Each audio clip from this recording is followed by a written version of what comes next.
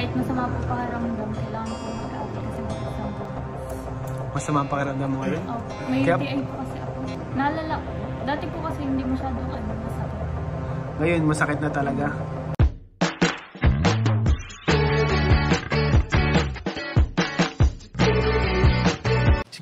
Si Kuya Jens, ano yan, reactor natin yan. Official reactor.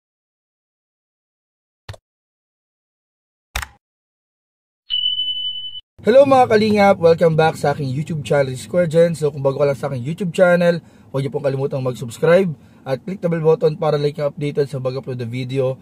At huwag po natin kalimutang suportahan ng buong Team Kalingap sa panguna ni Kuya Val Santos Matubang, Ate Edna Vlog at syempre Kalingap Rob. At pakisuportahan din po ang aming mga kasamahan sa buong Team Kalingap. Nandiyan po ang K-Boys, Kalingap Partner, Kalingap Reactor at lahat po ng charity vlogger sa buong Pilipinas na tumutulong sa mga kababayan natin na ngayon lahat mahihirap. Suportahan po natin lahat, guys. So ngayong araw mga Kalingap ay bibigyan po natin ng reaction video ang isa po mga Kalingap, Kalingap Angels, kung saan napag-alaman po natin mga Kalingap na hindi lang po pala mga Kalingap si Melka ang may pinagdadaan ng sitwasyon sa kanyang kalusugan, hindi lamang si Dara, kundi po may isa pa na panibagong Kalingap Angels. Ano po, may isang panibagong Kalingap Angels po ang meron din pong health concern o health condition po na kailangan nating tuunan ng pansin mga Kalingap. Kaya bibigyan po natin ng reaction video para po makatulong na marami pong makaalam at nawa po ay marami rin pong magpaabot ng tulong sa pamamagitan syempre ng Team Kalingap. Pero po hindi natin mga Kalingap, tara panoorin na po natin, bigyan natin ng reaction video in 5, 4, 3, 2. Eden guys. Hello Eden, good afternoon. Good afternoon. Anong ginagawa mo ngayon? Nag-aaral po. Nag-aaral? Grabe siya guys. Ang sipag naman. Ganyan din ako dati. Ganyan ka rin dati? Nung kinder ka? Nung elemental ako. Nung high school ako, medyo mas madalang na absent ko eh. So ayun guys, kasaktuhan natin si Eden. Okay lang Eden, hindi naman kami nakakaabala. Hindi naman po. Nag-aaral po si Eden dahil, ba't ka nag-aaral ngayon Eden? May exam po kami. May exam kayo bukas? Grabe, kaya po lang dito ka. Di mamaya ma-aaral kayo nila Joy? Opo, ma-review po kami. Ma-review kayo. Kahit masama po pakiramdam, kailangan po mag-aaral kasi may exam bukas. Masama ang pakiramdam mo ngayon? Opo, may UTI po kasi ako. Ah. Oo, umibig tapos iniiwan. Di pala UTI? Oo. Umibig. Ibang sakit dyan bro. Iba ba yan?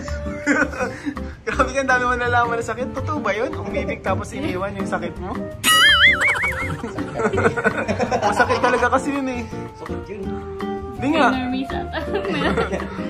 Ikaw ata daw may UTI eh.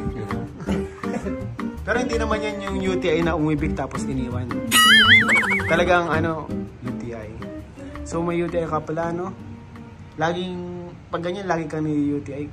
Palagi ka bang ni-UTI? Ano po, pag lang po, yung nakain ng matatamis, ganun. Tapos mabitsin. Mabitsin. So iwasan mo na. Kasi baka lumala pa. Nalala ba yan? Lumalala ba ang Nalala po. Dati po kasi hindi masyadong masakit. Ngayon, masakit na talaga. Tapos mas napapadalas po pag mas napapadalas. Nako. Nung pa po ito? Bato nung January pa. Last month. Last month? January, grabe. Dami ngayon angels ang nagkakasakit, no? Oo nga. Si Melka din, nakala niya dati UTI lang eh. Pero grabe, nabalita mo yung kay Melka, no? Hindi siya meningitis na na siya. Ang final ay weak lungs.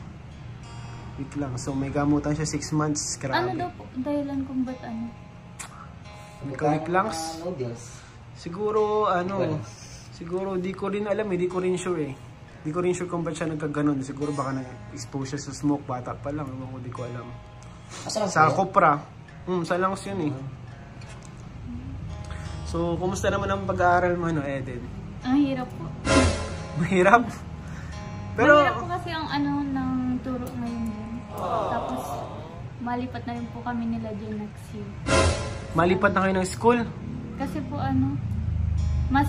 mas tipid po yung doon pag second year na. Diyan po kasi pag mas mura pag first year. Saan kayo magsa-second year? Sa Mabini yung mga CI. Doon lilipat din kayo ng boarding house? Sila Joy po, pero maghiwalay po kami ng boyfriend. Ikaw doon ka lang sa dati? Opo. Naku, lilipat pala ka Ba't mas mahirap dyan ang second year kaysa dun sa Mabini? Ano po, nandun na rin po kasi yung mga CI. Anong CI? Mga clinical instructor. Yung mga clinical instructors, dun yung mga Nasa Mabini. Nasa Mabini. So mas maganda dun. O di okay din pala, mas okay din na makalipat kayo dun. Kung mas maganda dun. Buti na lang, Eden, at may mga kaibigan ko, yan sila Joy, nakapag-aral kayo ng sabay-sabay. Yun yung advantage. Mas madaling mag-aral kasi kapag may mga kasama kayo, may mga kaibigan kang kasabay na nag-aaral. Kapag hindi mo alam doon ka natanong. So ayun mga kalingap, gusto muna natin batiin sila Kalingap Ian, si Norman, at pasalamatan sa pag-mission po nila kay Eden para po i-follow up. So mapapanood nyo po yung buong video ng vlog na ito sa second account po ni Kalingap Rob, ang Rob Matubang Vlogs. So panoorin po ninyo, supportahan din po ninyo mga Kalingap. At ayun nga po, nalaman natin sa interview na ito kay Eden na si Eden po pala ay may pinagdaraanan ding concern sa kalusugan po niya. Ito ay napag-alaman po natin na meron po si Eden ngayon or dumadaan po si Eden ngayon sa pagsubok na pagkakaroon po ng UTI or urinary tract infection. So mamaya may papanoorin tayong video kung paano matutulungan yung mga ganyang may urinary tract infection or may UTI, paano may iwasan at kung ano dapat gawin na may sa video panonoorin po natin. So alam naman po natin mga Kalingap, sa mga Kalingap Angels, napakarami na pong health concern po ngayon. Katulad nung nakaraan, nalaman natin si Melka, sinugod sa hospital, si Dara, merong PCOS. So ngayon naman po, napag-alaman natin na si Eden po ay meron namang UTI. So hindi po biro mga Kalingap ang pangangalaga sa kalusugan ng ating mga beneficiary, at dapat din na malaman ng mga manonood para kung sa mga gustong tumulong ay makakapagpaabot po kayo ng tulong kay Kalingap Rob para sa mga gustong mag-extend po ng tulong sa ating mga beneficiary na mayroong pinagdadaanan regarding sa kanilang kalusugan po. At yun nga po mga Kalingap, pag-alaman din po natin na si Eden po ay nagpaplano ng lumipat sa eskwelahan po nila Carla sa susunod na taon para po mas mapabuti yung kanyang pag-aaral, kasi parang ayun nga sa interview ay andun po sa eskwelahan nila Carla yung talagang mga CI daw. Kung tama ako. So ayun mga Kalingap, talagang magkakasama-sama na po sa isang school. Naiipon na ang ating mga Kalingap Angels dahil po sa paglipat po ng paaralan na inaasahan natin kay Eden. So ayun mga Kalingap, sa mga gusto pong tumulong, makipag-ugnayan lang po kay Kalingap Rob at sa buong team Kalingap para po sa mga gusto mag-abot ng tulong kay Eden po. At bago pa tayo matapos mga Kalingap, panoorin po natin yung ilang advice ni Dr. Willie Ong kung paano po masusolusyonan ang mga sakit na katulad po nito. So tara, panoorin po natin. And maraming po salamat sa panonood, and please don't forget to like, comment, share, and subscribe sa ating mga video. God bless po mga Kalingap. Bye-bye. Gamutan sa urinary tract infection. Ano ang tamang gamot sa mga may UTI, may infection sa ihi? Siyempre, yung nagkaka-infection sa ihi, common to sa kababaihan. Papakita natin mamaya paano to nangyayari.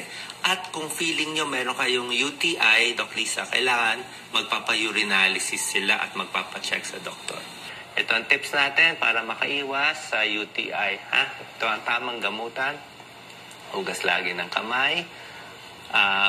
Pag nagpupunas, lalo na pag dumudumi, punas mula sa puwerta, pababa. So, ibig lang sabihin, huwag lang makapasok yung dumi ng tao doon sa may puwerta. So, ayaw natin na mali ang pagpunas ninyo. Mamaya, nagpunas kayo ng puwet, napunta doon sa puwerta, delikado. Doon papasok ang bakterya. Tapos, maghuhugas lagi ng puwerta na habang naliligo, pagkaihi. Dapat malinis din yung underwear na ginagamit. At sa paghugas, Doc Lisa, pwedeng sabon, di ba? Sabon ang ginagamit. Mild soap, kung ano yung panligo ninyo, yun na rin ang inyong gagamitin. Anong mga example? Pwede yung mga Tender Care, Johnson's Baby Soap. Comfortable dapat ang baro. Di ba, Doc Lisa, medyo mag-ingat sa panty liner. Di ba, nakaka-UTI. Huwag nang gumamit ng panty liners. Kung pipili naman ng tela for panties, cotton. Kung pwede 100% cotton. Katulad na sinabi natin, stay hydrated. para hindi magka-UTI at gamutan din to sa UTI, inom ng maraming tubig, 10 baso, 10 glasses, inom ng 10 basong tubig araw-araw. Magpipigilan ng ihi, ayan ang cause ng infection, tama-tama yung paghugas, tinuro ni Doc Lisa, ha?